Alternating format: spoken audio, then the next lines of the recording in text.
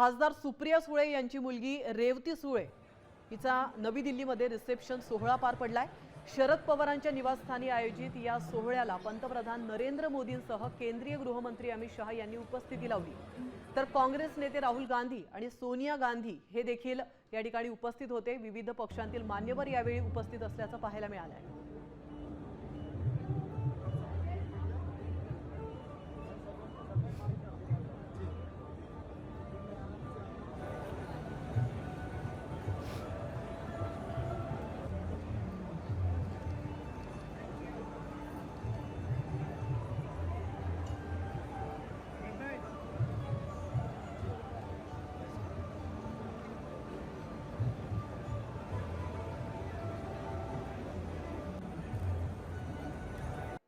मी साम टीव्हीच पाहते, तिथल्या बातम्या मला रिलेट करतात।